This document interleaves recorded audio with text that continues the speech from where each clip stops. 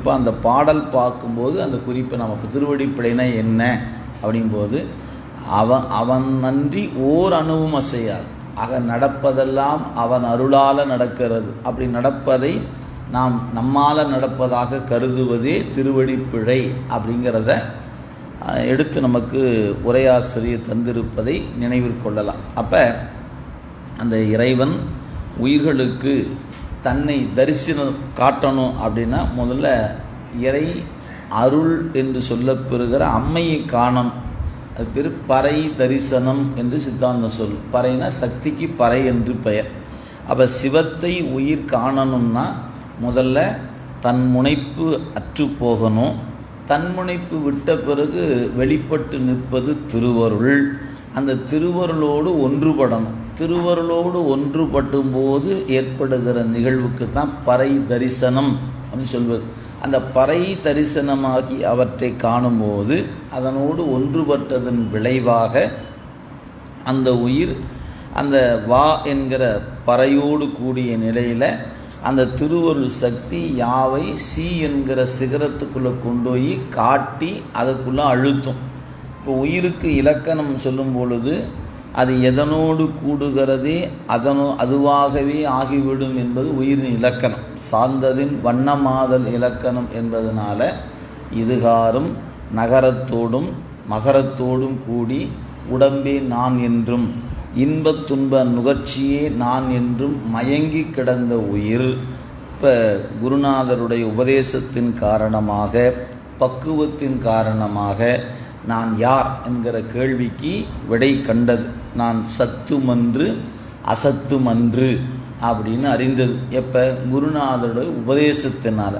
அவ்வாறு உபதேசத்தால் நான் சத்துமன்று அசத்துமன்று சதசத்து என்று அறிந்த உயிர் அந்த திருவருள் என்கின்ற அருளோடு கூடுகிறது. அப்படி அந்த அருளோடு ஒன்றுபடுகிற பொழுது யகரம் கூட்டல் வகரமான் ரெண்டும் சேரும்போது அங்கு யா என்கிற உயிர் அருளே ஆக நிற்கும். அப்போ அந்த வா என்கிற சக்தியோடு கூடுகிற உயிர் தான் நான் என்பதை விடுகிற போது தான் அருளை கூடும். நான் அப்படிங்கிற நினைப்பு வரும்போது வா தோன்றார். இங்கே தான் உள்ள சிக்கலே, அங்கே இருக்கிற பிரச்சனை அதுதான். எனவே உலகியலில் ஏற்படுகிற அனுபவம் வேறு, அருளில் ஏற்படுகிற அனுபவம் வேறு. நம் பல முறை சொல்வது திரிகுடி காட்சி அப்படின்னு சொல்லுவாங்க. மூன்றும் ஒன்றாகவே நிற்பது. உலகியலில் மூணு வேறு வேறாக இருக்கணும். காண்பவன், காணப்படும் பொருள், காட்சி மூன்று வேறு வேறாக. நான் இருக்கிறேன், என் கண்ணின் வழியாக இன்ன பொருளை பார்க்கிறேன்.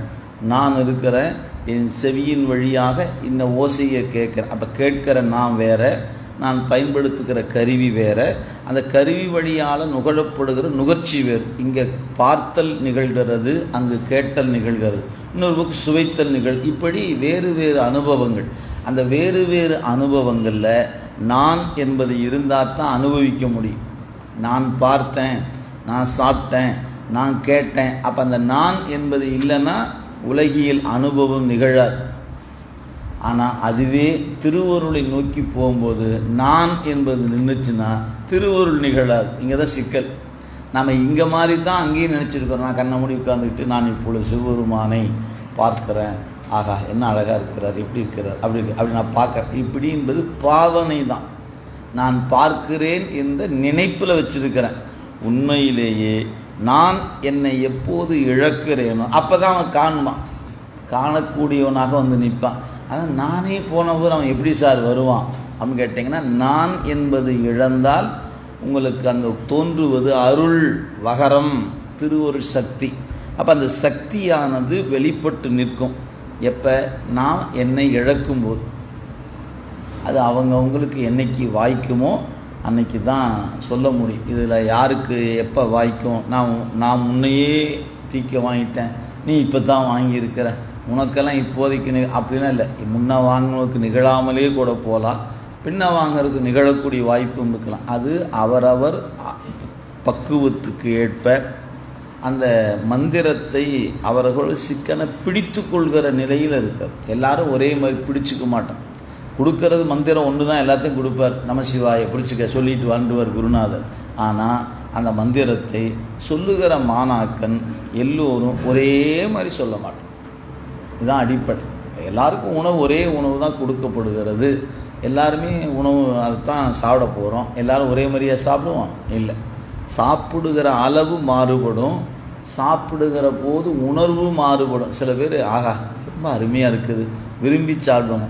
இதையே போட்டுட்ருக்குறாங்களே, வேறு ஒன்றுமே போடவே மாட்டாங்களா, ஏறிப்போ பசிக்கு எதையோ சாப்பிட்டு தொலைப்போம் அப்படின்னு வெறுத்து சாப்பிட்றோம் உண்டு, விரும்பி சாப்பிட்றோம் உண்டு.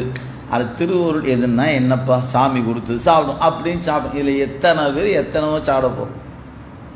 எல்லோரும் ஒரே மாதிரியே சாப்பிட போகிறோம்? கிடையவே கிடையாது. ஆக வருத்தத்தில் சாப்பிடுவாங்க, மகிழ்ச்சியில் சாப்பிடுவாங்க, வருத்தம் மகிழ்ச்சியும் கலந்து சாப்பிடுவாங்க. இப்படி ஒரு சாதாரண உணவு கொடுக்கப்படுகிற உணவு ஒரே உணவு தான், ஒரே என்ன தயாரிச்சிருக்கிறோம் அதான் எல்லாத்துக்கும் கொடுக்க போகிறாங்க. ஆக அது மாதிரி தான் இப்போ சிவம் கொடுக்கறது எது? தன் ஆனந்தத்தை. ஆனால் ஆனந்தத்தை வாங்குற நாம் எப்படி இருக்கிறோம்? வேறு வேறு வகையாக நிற்கிறோம். அப்போ அந்த அனுபவம் எப்படி இருக்கும்? வேறுபட்டுத்தான் நிற்கும். கொடுக்கிற சிவம் ஒன்றாக கொடுத்தாலும் கூட உயிரின் பக்குவ நிலைகள் மாறுபட்டு இருப்பதனால அனுபவம் மாறுபட்டுத்தான் நிற்கும். இதுதான் அடிப்படை. அப்போ இது உலகியல்ல. அதே அருளை நோக்கி போகும்போது நான் என்னை மறந்து போக வேண்டும், நான் என்னை தொலைக்க வேண்டும். எப்படிங்க தொலைப்பது? நான் எப்படி என்னை தொலைச்சிக்கிறது? நான் என்னை மறந்து போவது எப்போ அப்படின்னு கேட்டால், ஒன்றை பற்றி அந்த பற்றுகிற பொருளாகவே ஆதல் அப்படின்னு சொல்லுகிறோம். சாதாரண உலகத்தில் நம்ம மறந்து போகிறதுக்கு நிறைய வாய்ப்புகள் இருக்குது. ஏன்? சீரியலை பார்க்குறோம், தொலைக்காட்சி பார்க்குறோம், அப்படியே பார்த்து மறந்து அடுப்பில் என்ன வச்சுன்னே தெரியாமல் பார்க்குறது உண்டா இல்லையா? உண்டு. போனால் பேசிக்கிட்டே போகிறோம், பிரேக் போன்னு தெரியாமலே போய் மோதிரமா இல்லையா? உண்டு. எத்தனை நம்ம உலகியல்ல ஒன்றை பார்க்கும் போதோ கேட்கும் போதோ நம்மளை மறந்து போகிறோம், நிச்சயமாக மறக்கிறோம். ஆனால் அருளுக்குள்ளே போகும்போது மறக்க வேண்டியது முதல்ல என்ன மறக்கணும்? நான் எங்கே இருக்கிறேன், இந்த இடத்துல உட்கார்ந்துருக்கிறேன், இப்படி உட்கார்ந்துருக்கிறேன், அப்படி இதெல்லாம் போயிடணும். அப்போ என்னை நான் எப்போது இழக்கிறேனோ அப்பொழுது ஒன்று தோன்றி நிற்கும், அதுதான் திருவருள். அதுதான் மாணிக்கவாசர் என்னை நான் என்பது அறியேன், பகல் இரவாவதும் அறியேன் அப்படின்னார். என்னை இழந்த நலம் சொல்லாய் முருகா சுரபூபதியே என்கிறார் அருணகிரிநாத். இப்படி எல்லா பெருமக்களும் அந்த இடத்த தொட்டு இருக்கிறாங்க, அனுபவித்து கொண்டு இருப்பதனால. எனவே நாம் எல்லாரும் என்ன நினைப்போம்னா, நாம் எதை வேணாலும் இழக்கலாம், நம்ம இழந்துவிடக்கூடாது அப்படின்னு ரொம்ப கவனமாக நிற்போம். அது உலகியலுக்கு வேணால் பொருத்தம். நீங்கள் எதை வேணாலும் தொலைச்சி போங்க, உன்னுடைய உடையை இழந்துட்டோம், உணவை இழந்துட்டோம், உணர்வை இழக்கலாமா அப்படின்னு ஒரு பொது உடைமைக்குரியவங்க கூட அந்த பாட்டை பாடுவது உண்டு. அது உடை போச்சு பரவாயில்ல, ஆனால் உணர்வை இழந்துடாத அப்படின்பா. அந்த இடத்துக்கு நீ இருக்கணும், நான் யார் அப்படின்னு காட்டணும். அப்போ தான் உலகத்தில் வெற்றி பெற முடியும். ஆனால் அருளில் வெற்றி பெறுவதற்கு நீ யார் என்று காட்டுவதில் வெற்றி பெறவே முடியாது, எந்த காலத்தில் வெற்றி பெற முடியாது. அப்போ அருளில் வெற்றி பெறனா என்ன பண்ணணும் அப்படின்னா, உன் இருப்பை முதல்ல நீ தொலைத்து விட வேண்டும். அது என்ன என் இருப்பை தொலைப்பது? நான் ஒன்றும் இல்லை என்று தெரிஞ்சுக்கணும் முதல். என்னால் நடைபெறும் அப்படிங்கிற நினைப்பை தூக்கி குப்பை தொட்டியில் போடுற மாதிரி, அல்லது செருப்பு வெளியில் கலட்டி விடுற மாதிரி இறைவன்ட்டுக்குள்ளே போகும்போது என்னால் எதுவுமே செய்ய இயலாது என்பதை உணரணும். அறிவது வேறு. இப்போ நம்மளாம் ஒரு சில பேர் அறிந்திருக்கலாம், ஆமாங்க சொல்றதெல்லாம் சரிதான், நம்மளால் எதுவும் செய்ய முடியாது அப்படி தெரிந்திருக்கலாம். ஆனால் தெரிவது வேறு, அதை உணர்வில் கொண்டு நிறுத்துவது வேறு. அப்படி யார் உணர்கிறார்களோ அவங்களுக்கு தான் திருவருள் வெளிப்படும். அப்படி வெளிப்படும் போது அது அருள். அப்போ இந்த யா என்ன ஆகும்? அந்த வாவோடு கூடி வாயனவே நிற்கும். அப்படி வாயனை நிற்கும்போது இந்த வகரம் எகரத்தை தங்கட்டையே வச்சுக்காது. நீ அங்கெல்லாம் போயிடாத அப்படிலாம் வச்சுக்காது. நீ இங்கே இருக்க வேண்டிய ஆள் இல்லைப்பா, நீ அங்கே போக வேண்டிய ஆள். இது பிடிச்சி கொண்டு அங்கே கொண்டு தள்ளிட்டு உலகத்தை திரும்பி பார்த்தோம்னா இங்கெங்கே பார்க்குற, நீ அங்கேயே பார்த்து கொண்டு வருன்னு உங்களுக்கு துணையாக நின்றுடும். இதுதான் அருள் சக்தியினுடைய வேலை. இதுதான் உள்ளுக்குள்ளே நிகழ்வது. நான் சொல்வது எழுத்தில் சொல்லிட்டேன், வா யா சி அப்படின்னு சொல்லிட்டேன். ஆனால் இதை நீங்கள் அனுபவத்தில் பார்க்கணும்னா அந்த தன்னை மறந்த நிலையில்தான் இது நிகழும். தன்னை மறத்தல் என்பது வழிபாட்டை நிகழும். பாடிக்கிட்டே இருக்கிறோம், பாட்டை மறந்து அப்படியே கரைஞ்சிடணும்.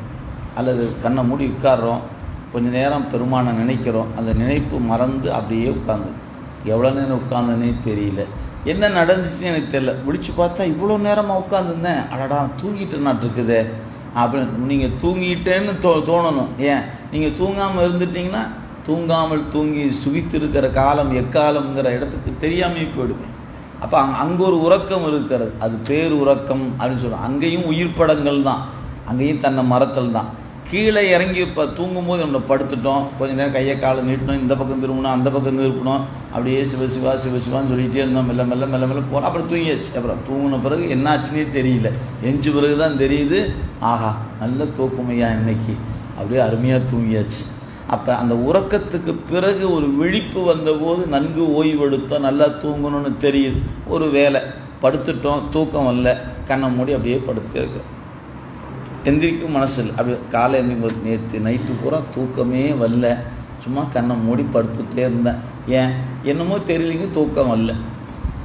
இதையும் தெரிஞ்சிருக்கிறோம், நல்லா தூங்கிட்டோம், என்ன நடந்துன்னே தெரியல. ரெண்டுமே இப்போ நமக்கு அனுபவம் ஆகிருக்கிறது.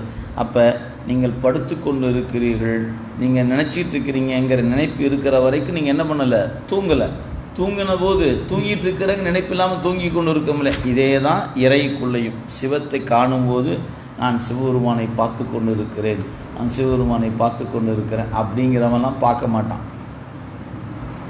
பார்க்க தொடங்கும் போது தன்னை மறந்து பார்த்தல் நிகழும். ஆனால் நீங்கள் பார்த்தேன்னு பார்க்கும்போது தோணக்கூடாது, முடித்த பிறகு தோணணும். இதுதான் அருள் அனுபவம். அங்கே உங்களை இழந்தால் தான் அது நிகழும். நான் என்பதை நான் எப்போ இழக்கிறேனோ அப்போ அந்த வினாடி நிகழக்கூடிய மாற்றம் அது. இதுக்கு மிகப்பெரிய தவம் வேண்டும். தவம் இருந்தால் போதுமாயா?